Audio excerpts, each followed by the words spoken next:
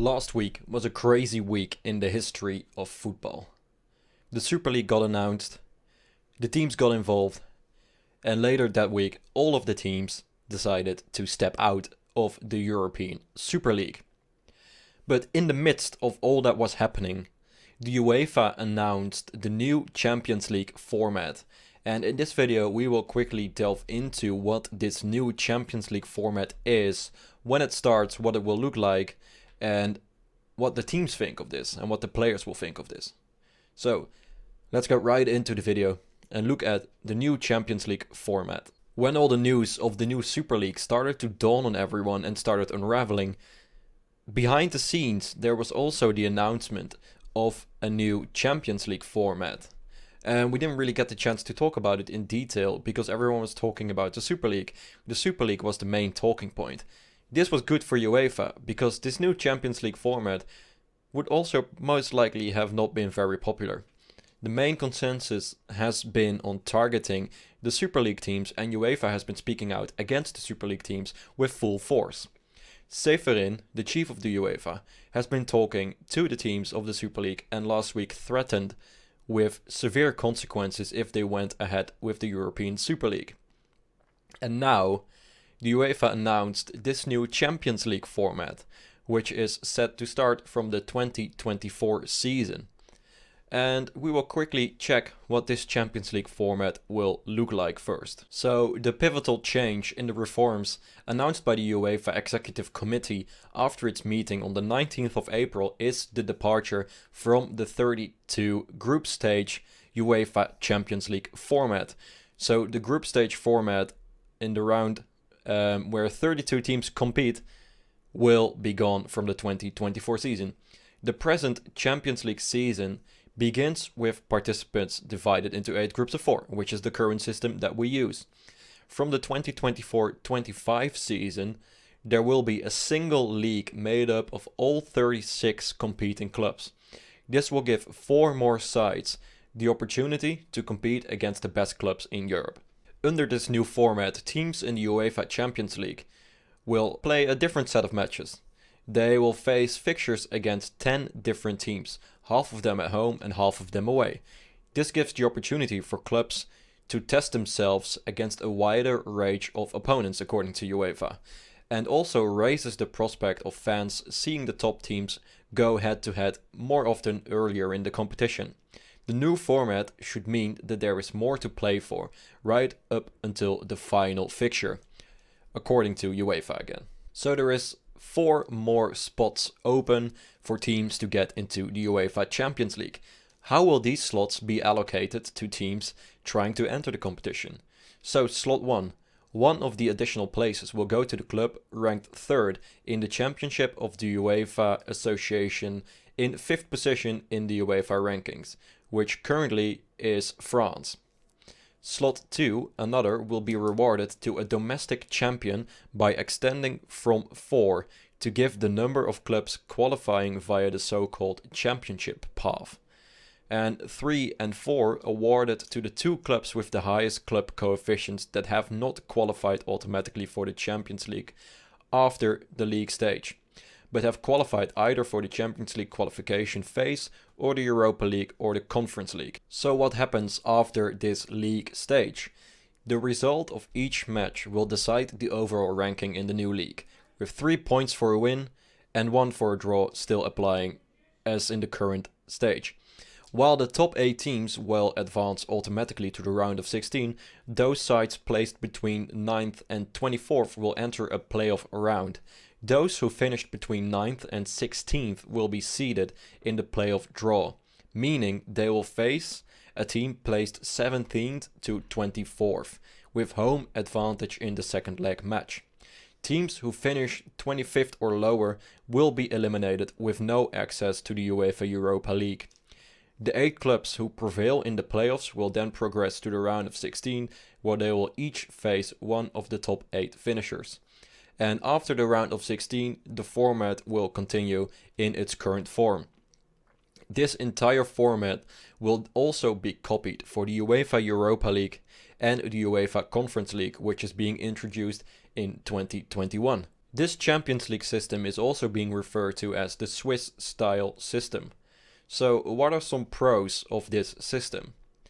So naturally, the bigger clubs would be favored by this system.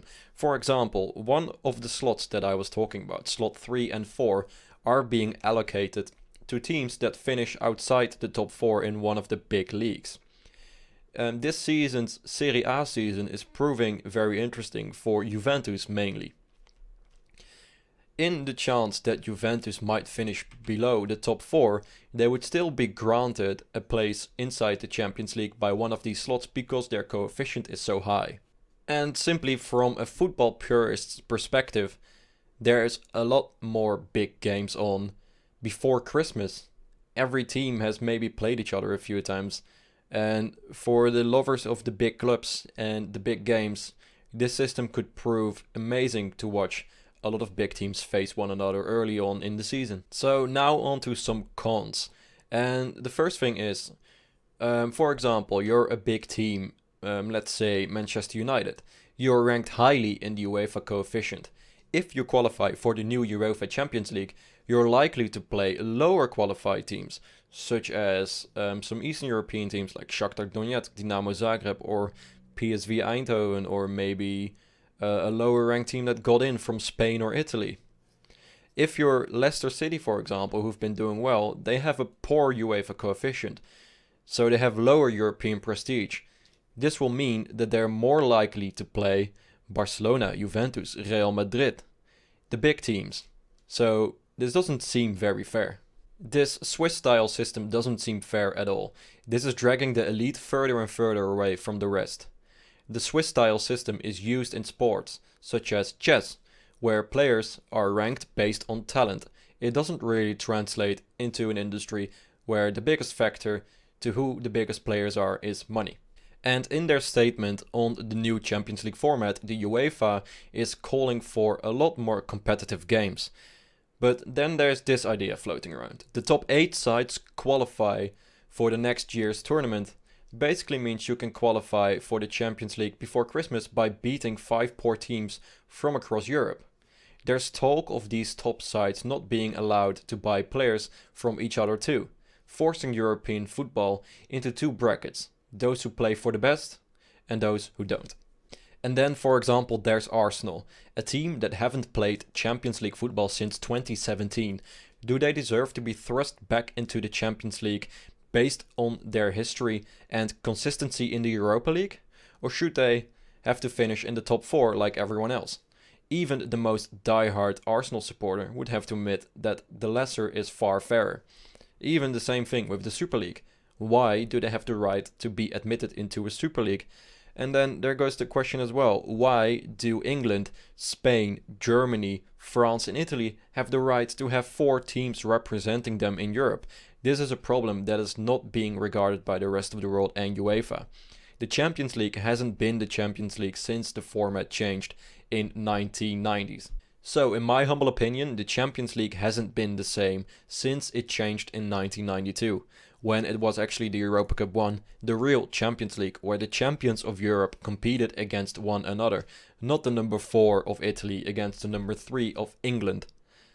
I know, I get these are big teams with a lot of money, but to me that's not what this is all about. I would way prefer to watch the champion of Ukraine play the champion of Portugal or Spain or Italy, for example, and see if they can boost up a fair fight. But the world of football has changed. It is about money, and I understand that big games are needed for these clubs to make money, and that it has become wider than just the general scope of Europe. European football has gone global.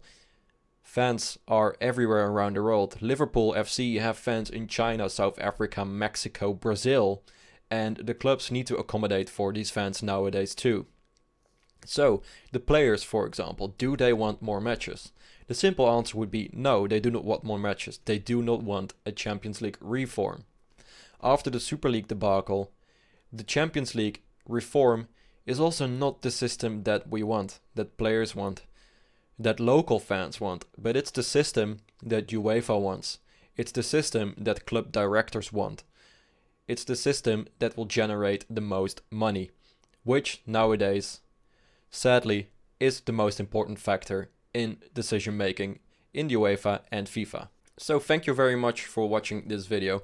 I hope you enjoyed learning about the new Champions League format and learning about my ideas about this new Champions League format. If you did enjoy this video, don't forget to leave a like, and if you did like this, please subscribe to my channel. And I would love to see you in the next video coming up soon.